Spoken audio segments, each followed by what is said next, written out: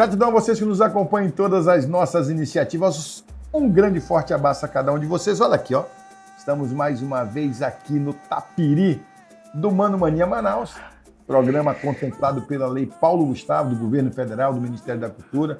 Agradecer também ao edital da Concultura da Prefeitura de Manaus e, claro, Água Mineral Iara e Magistral, que são os nossos apoiadores culturais. No programa de hoje, aqui na Rede do Mano, Eduardo Monteiro de Paula. Dudu, obrigado pela presença. Que beleza ter você aqui na Rede do Mano. Que risco teu, mano. Velho e gordo. Há tempo que eu não vejo uma rede. Tô para me encostar aqui. Eu vou tentar me manter acordado. Mas se a gente contar um monte de história, o pessoal vai gostar, né? Vai. Dudu, vamos lá. Vamos falar do Dudu, agente cultural. Muita coisa que você produz, que você produziu, que você continua produzindo, as pessoas não sabem.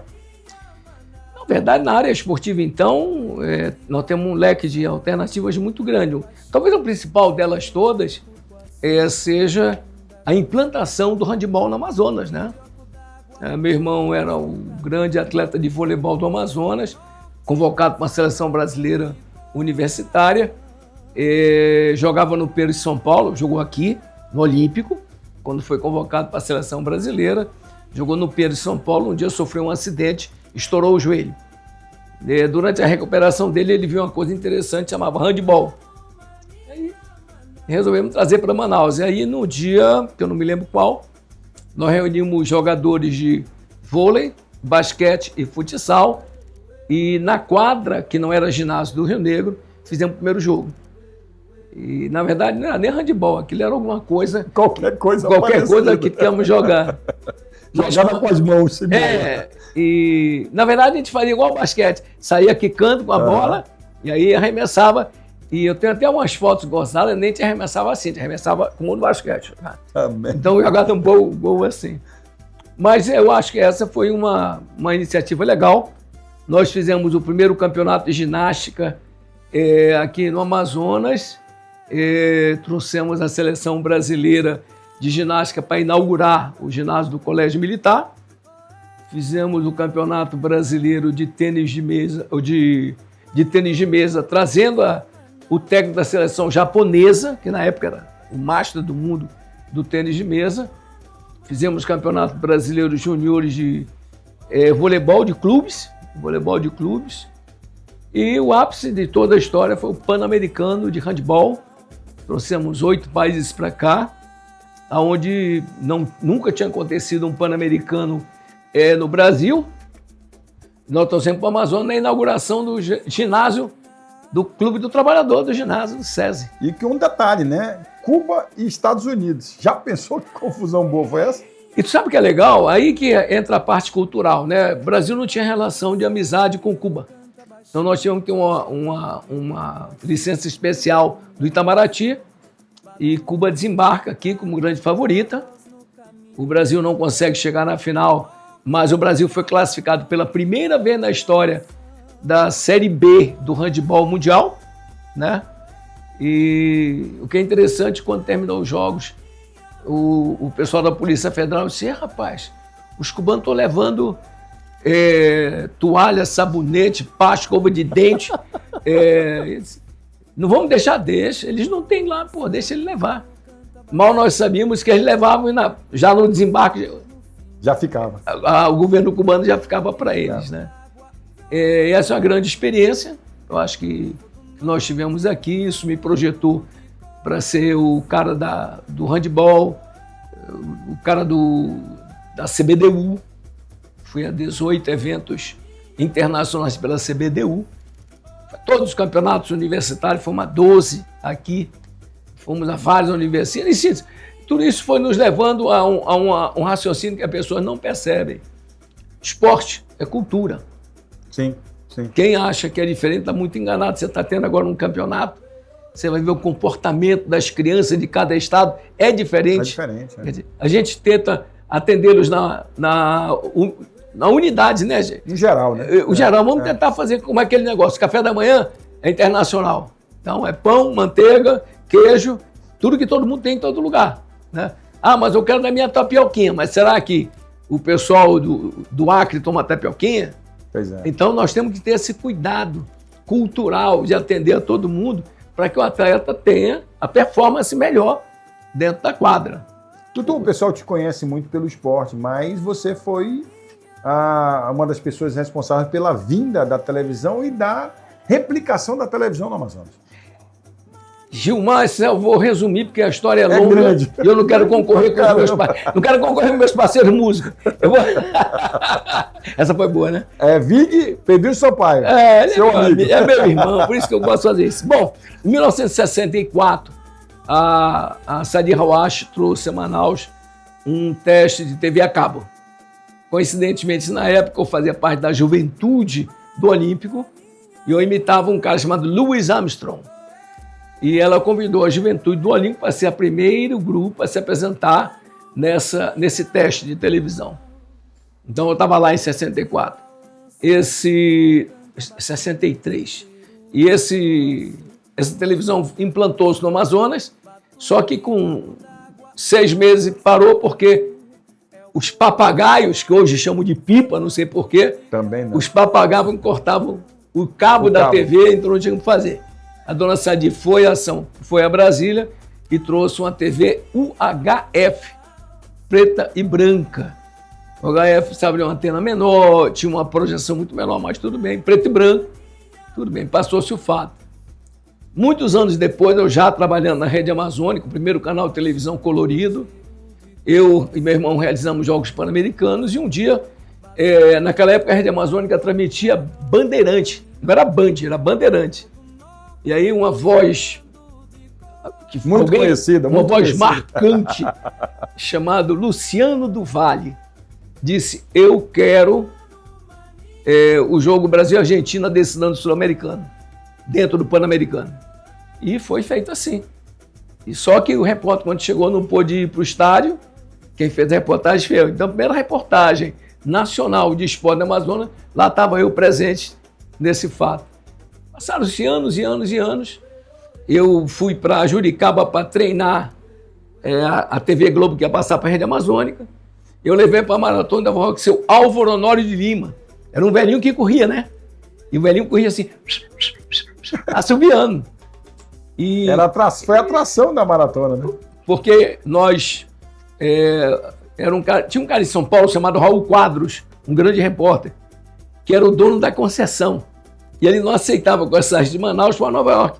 Ele queria correr a São Paulo, comprasse com ele a participação e fosse. E aí mais um amazonense me ajudou, Roberto Gesta de Mello, ligou direto para a Maratona de Nova York, já era presidente da Sul-Americana, e nós ganhamos. Limousine nos buscando no aeroporto. Caramba. Ficamos no Sheraton Hotel, no centro de Manhattan. Imagina o Honório, como é que ficou dentro do limousine. E tem uma história muito legal. Conta quem era o Honório, que é importante. Álvaro Honório de Lima foi, ele já tinha 70 e poucos anos, era o recordista de 10 mil metros em pista e foi tetracampeão da Maratona de São Paulo. Maratona, como é aquela corrida São Silvestre de São Paulo? Tetracampeão. E ele era um cara que tinha uma profissão muito humilde.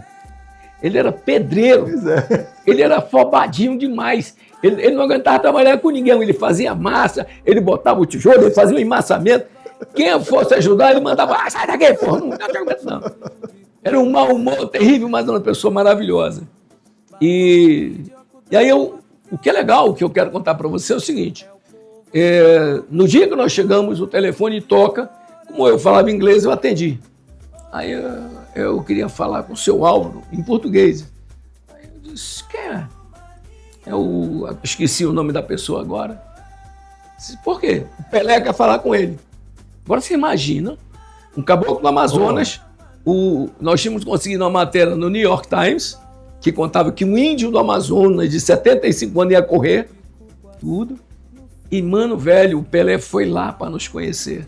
Me conhecer não, foi conhecer seu Álvaro. Né? Seu Álvaro Honório. Nos levou para jantar no centro de Nova York com Carlos Alberto, o famoso o campeão da seleção de 70 e tudo. Bom, resumindo a história, eu fiz a primeira matéria internacional que passou na Rede Manchete.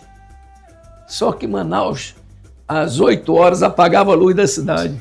Então não passou em Manaus, mas eu tenho esse vídeo. Posso disponibilizar, na minha parte tem o vídeo dele.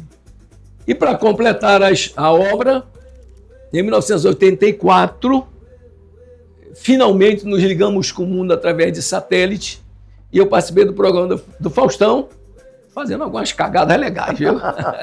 E eu tô ligado nisso aqui tudo, e ele vai contar a história do Faustão, que é boa pra caramba, mas porque nós estamos finalizando o livro. Esse livro já tá aí desde a pandemia. Nem me lembro. Porra, já rodou pra caramba. Nós já ajustamos um pouquinho mais, enfim.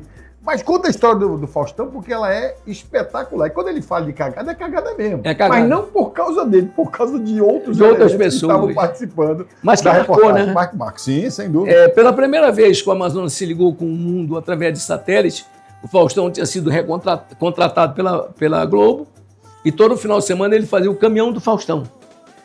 E a produção do Faustão, o doutor Felipe me chamou e disse: olha, você é o responsável. E o caminhão me ligou: o que é que tu vai apresentar? Para mostrar os animais da Amazônia. Uma arara, né? Onça, cobra, já que eu não posso levar um peixe, mas a cobra. Aí a primeira cagada, ao vivo, arara no ombro. Você já colocou uma arara no ombro alguma vez? Então vou lhe dar um conselho: bote um protetor, porque ela fecha as garras. Aí o Faustão: como é que tu tá, doido? Tudo bem, doido pra tirar a porra daquela arara do meu ombro. Tirei, o cara entrou com 2 onças, eram 4. Eu expliquei lá, menti, porque eu disse que tudo mansinho, morrendo de medo, mas passei a mão na cabeça da onda. E aí entrou uma jiboia na história. E aí foi a cagada. Era combinado entrar da esquerda e sair para a direita. Da esquerda e sair para a direita. O pessoal que estava tomando conta da onça não saiu. E o cara entrou com a cobra. E aí, mano, a onça meteu a boca na cobra. Aquele rabinho ali. Pá, meu irmão, foi uma confusão do cão. E eu vou dizer para você que está em casa, fique atento. Sabe como a onça largou a cobra? É programa de adulto, eu posso dizer. Pode falar, pode falar. O cara pegou o teçado e deu nos ovos da onça. Aí ela largou a cobra e tal. Mas eu quero dizer a você que a onça morreu. A cobra morreu. Sabe por quê? Porque a onça não escova dente, cara. Então, os dentes é cheio de bactéria. Uhum. Se você não morde na mordida, morre da infecção. Putz. Então, a cobra morreu depois, deu uma confusão. Nós fomos processados por tudo quanto é Associação de Proteção do Animal. E digo a você, mais de 300. Aonde a imagem da gente alcançou, a gente recebia. Lógico, comprovamos no tribunal que não foi culpa nossa, foi, na verdade, negligência do pessoal da aeronáutica. Então, foi um soldado raso, tem que levar. Foi o coitado do soldado. E graças ao sargento, senão ele ia arrancar o pedaço da cobra ao vivo. Deus. Terminou, o diretor da televisão me ligou: parabéns, foi do caralho, você tá aqui ferrar, porra. Você queria me morder, não era tu, cacete, tu tá longe pra porra. Resumindo a história, essas são algumas pequenas experiências que Deus me proporcionou nesse caminho, né? Nesse caminho de você viver a televisão. Então, eu digo a todo mundo: eu sou da televisão, do tambor, pode ligar, não se preocupe. Eu estou na televisão desde o tambor para a atual internet, né, que é uma grande arma que o mundo tem. Acabou, a televisão tradicional desapareceu, rádio não existe mais como tradicional, lógico, quero dizer. Eu comento isso com todo mundo, né? Então, essa transformação da comunicação eu vivi. Mas eu quero dizer a você que não vivi apenas sentado esperando, não. Foi fazendo curso, viajando, em síntese, fazendo curso, fazendo aprimoramento. Ninguém faz nada. Aliás, nós discutimos milhares de vezes isso. Você tem que entender o seguinte: na vida nós temos 2 pessoas. A que tem talento e a que se esforça para chegar no sucesso. O que tem talento, se não se esforçar também, vai acabar, vai desaparecer. E o que não tem talento, mas se esforça, é o que vai ocupar o seu lugar. Porque ele se empenha, se dedica. Você tem essas histórias muito interessantes que são lições de vida. Em função de eu falar 3 idiomas, eu fui para todos os continentes, Gilmar, todos os continentes do mundo eu tive presente. Aí você disse com orgulho, porque um caboclo do Amazonas Eu fui presidente internacional da Associação Mundial de Cronismo Esportivo, um caboclo do Amazonas, porra. Tá me entendendo? E que era uma grande vantagem eu ser amazonense. Você chega assim, não, do Amazonas. Aí o cara diz, já é uma atração. Quando você prevê, nós somos uma atração especial. Eu tenho... Vai, continua. Milhares de exemplos, Gilmar. Milhares de exemplos. Talvez um dos mais marcantes, eu saí com um grupo de jogadoras de voleibol, junto com o professor Thales Versosa, nos Estados Unidos, para os Jogos Universitários Mundiais em Buffalo, nos Estados Unidos. Quando eu cheguei lá, já tinha passado 24 horas na área, no momento de pegar a credencial. E aí eu falei pro cara, pô, deixa eu... Eu vim do Amazonas. Ele disse, você veio de onde? Do Amazonas? Como do Amazonas, rapaz? Eu sou do Amazonas. Espera um pouquinho. Aí chamou o chefe dele. Aí o chefe dele me disse uma coisa muito interessante. Você é do Amazonas? Sou. Dá o credencial para ele. E eu achei porque era simpatia. Uhum. Ao término do evento, tem um relatório, né? Aí no relatório dizia assim, nossos Jogos Universitários Mundiais estão tão importantes que trouxe alguém do Amazonas para cá. Surpresa para ele, surpresa para mim. A relevância. Mas isso foi abrindo porta internacionalmente para mim e que eu nunca me esqueci do local. Tanto que eu administrava o Globo Esporte de 10 a 12 minutos, 80% fazia com atleta local. É importante. Porque foi essa projeção que me deram, que eu dou para as pessoas, né? Para nós terminarmos esse nosso bate-papo, nós vamos falar, o nosso livro está aí rolando, tem coisa para que são vários artigos, ainda não conseguiu finalizar. Mas eu quero que você fale de um outro aspecto importantíssimo, uma outra manifestação cultural que é a dança. Você organiza o Modama, e o Modama é um grande sucesso na nossa região. Eu fui o repórter que inaugurou todas as estações na rede amazônica no interior. E toda vez que eu ia para lá, a gente ia de navio, lógico, de motor, navio não, de motor. De barco, né? Ia de motor. E sempre que eu chegava lá, eu ouvia a professora Ana Mendes, pelo governo do estado, ensinando as crianças do município para fazer aquela dança de abertura, que sempre tem no interior. E numa dessas viagens, eu falei, Ana, por que Manaus não tem uma mostra de dança, um festival? Eu disse, não tem. Bora fazer? Bora. Então nós criamos a Mostra de Dança Manaus, Modama, na qual a Modama tem algumas características. Primeiro, você não precisa ser profissional de nada. Quer dançar, vai lá e dança. Você quer, vamos dizer, se apresentar o seu grupo da rua, vai lá e dança. Não paga nada, não recebe nada e ainda cai um diploma de participação. Eu diria para você, nesses 30 anos, 80% dos bailarinos profissionais do Amazonas já passaram pelo Modama. 80% dos coreógrafos do Amazonas passaram pelo Modama. Então o Modama, no ano que vem, vai fazer 30 anos. Eu não tenho medo de errar. Nesses anos todos, devem ter passado umas 12 a 15 mil pessoas dançaram nos palcos do Modama. Sempre de grátis, sempre em praça pública, sempre em lugar de espaço que não se cobra nada. E eu acho que é um trabalho que a gente mostra para a comunidade. Nunca imaginei que chegasse aos 30 anos, Gilmar. Sim, sem dúvida. Quando nós fizemos o primeiro, a Ana escreveu, bora botar primeiro Modama? Não bota nada de primeiro. Nada. Eu não sei se o ano que vem eu vou estar aqui. Sim. E agora vamos fazer 30 anos, estamos fazendo. E ano que vem vamos fazer uma grande festa, trazer muita gente que nos ajudou. A Ana Maria, bailarina Botafogo, Ana Botafogo, 2 coreógrafos da Globo que estiveram aqui conosco, em função até da amizade que a gente tinha com eles. Eu vou trazer uma coreógrafa da Broadway, está acertado, para fazer um curso para o pessoal daqui da terra. Em síntese, mas 99% são pessoas da nossa terra mostrando o seu trabalho e seu talento. Porque eu acho que é o mais importante de tudo. Tudo que eu conquistei na vida foi em função de eu ser caboclo do Amazonas. Então eu quero oportunizar aos outros crescerem desse jeito. Finalizando, né? Você vai ter a oportunidade de falar rapidamente as redes sociais, onde é que te encontra e tal, mas principalmente porque o Dudu não é nascido no Amazonas. Ele é um pernambucano, cidadão amazonense como eu. Dudu Monteiro de Paula. História, vou resumir. Rápida. Meu bisavô é o fundador do Tribunal de Justiça do Estado do Amazonas, veio para cá com a família, deixando a mulher lá, mas trouxe a namoradinha, né? E as netas. Graças a Deus, meu pai veio do Acre para cá, casou com uma das netas dele, a dona Helena, e nós somos 4 irmãos. O terceiro filho, ela disse, não, esse vai ser pernambucano. Então, eu no ventre da minha mãe, saí de Manaus com 7 meses de vida, nasci em Recife, ali vou falar agora, no Recife, na Maitá do Derby, nasci lá, me registrei lá, e com 30 dias de vida eu voltei para o Amazonas, nunca mais voltei para Recife.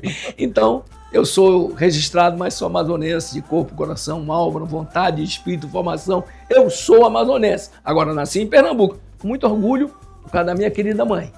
Então, nós somos 4 irmãos, 3 original caboclo, e eu sou um adaptado caboclo pernambucano. Vixe Maria, é verdade. Quando eu chego no Recife, eu falo, oi titio, tá tudo bonito, né? Falo, meu sotaque pernambucano, cara. O Instagram do Dudu é @Dudu Monteiro de Paula, até porque sou eu que controlo também, né? E a gente fica muito feliz. Dudu, obrigado pela presença. Tamo junto, e a história é longa, mas ela se escreve assim, a gente vai botando degrau por degrau. E um dia a gente chega lá. Se ninguém reconhecer, eu fiz a minha parte. Perfeito. Eduardo Monteiro de Paula, 75 anos de vida bem vivida. Tá certo? Esse é o programa Mano Mania Manaus. Mano Mania Manaus aqui, ó, no Tapiri do Mano. Ô, papai na rede, então. Tá pra dormir, né? E você sempre é nosso convidado. Lembrando que o programa, ele foi contemplado pela Lei Paulo Gustavo, do Governo Federal, do Ministério da Cultura. A gente tem a felicidade de ser contemplado no edital da Compultura da Prefeitura de Manaus. Agradecer a Magistral e Água Mineral Iara e agradecer você. A audiência do programa fantástica, porque você assiste, gosta. Gostou, curtiu, compartilhou. Um forte abraço a todos, gratidão. Mais dias melhores virão. Até mais!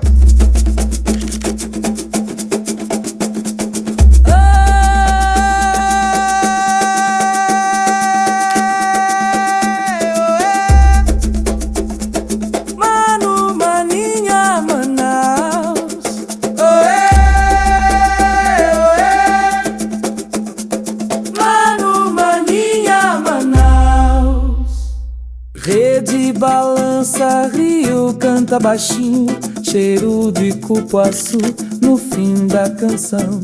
Batuque de oco d'água, chorós no caminho.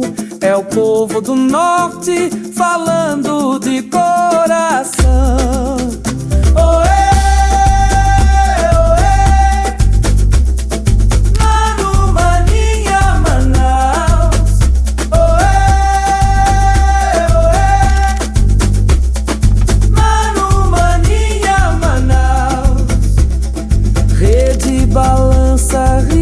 Canta baixinho, cheiro de cupuaçu no fim da canção. Batuque de oco d'água, chorós no caminho. É o povo do norte falando